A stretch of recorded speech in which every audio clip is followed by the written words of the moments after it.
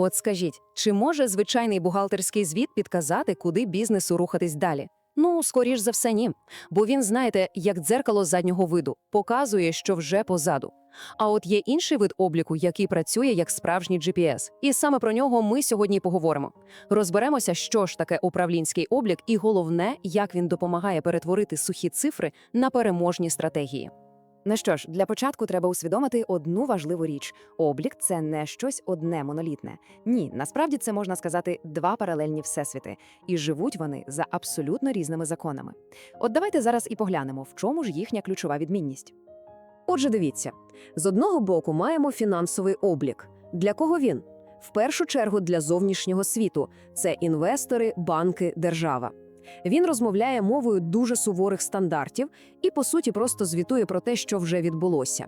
А з іншого боку – управлінський облік. І це вже зовсім інша історія. Це такий собі внутрішній компас для менеджерів, гнучкий, зручний інструмент, який допомагає прокладати курс саме у майбутнє. Але знаєте, так було далеко не завжди. Виникає питання, а як взагалі з'явився цей поділ? Бо ж століттями облік був єдиним і, треба сказати, чудово справлявся зі своєю роботою. Все було добре, аж поки не гримнула промислова революція. І от вона змінила правила гри раз і назавжди. Тільки уявіть самі, століттями система подвійного запису, яку придумали ще в епоху відродження, була просто непохитною. Але от настає початок ХХ століття, заводи починають гудіти наповну, конкуренція шалено загострюється, і раптом стає зрозуміло, що традиційного обліку вже катастрофічно не вистачає. Він просто не міг дати відповіді на нові, дуже складні питання. Наприклад, як ефективно управляти всім цим виробництвом. Очевидно, потрібен був абсолютно новий підхід. І ось у чому була ключова проблема. Стара система, як ми вже казали, дивилася тільки назад. А менеджерам потрібні були інструменти для прогнозування, для планування. Це було просто життєво необхідно, щоб якось керувати бізнесом у цих нових, бурхливих умовах. Старий підхід цього дати не міг. І от як відповідь на цей новий виклик почали з'являтися абсолютно нові спеціалізовані інструменти. Саме вони і заклали фундамент того, що ми сьогодні називаємо управлінським обліком. І це, до речі, були справжні прориви. По-перше, нарешті з'явився фокус на детальному розрахунку собівартості. Скільки ж насправді коштує виробити одну одиницю товару?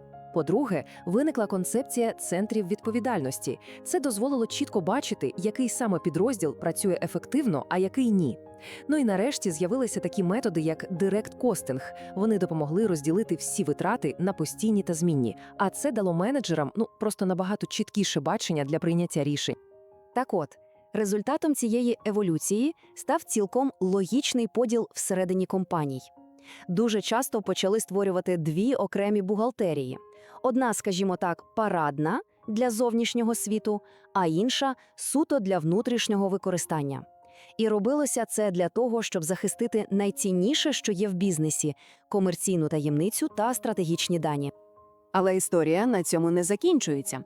Еволюція не зупинилася на простому підрахунку витрат. Десь у середині 70-х років управлінський облік зробив, без перебільшення, справжній квантовий стрибок. Він перейшов з рівня тактики на рівень великої стратегії. І це була, знаєте, фундаментальна зміна у самому мисленні.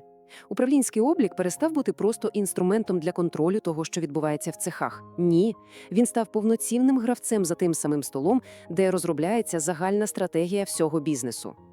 Фокус неймовірно розширився. Тепер управлінський облік почав аналізувати не тільки внутрішні процеси, а й зовнішні фактори. Почали ставити питання: наскільки ефективна наша реклама? Яка якість продукту порівняно з конкурентами? Наскільки швидко ми виводимо на ринок нові розробки? Всі ці, здавалося б, різні дані почали збиратися в єдину велику стратегічну картину.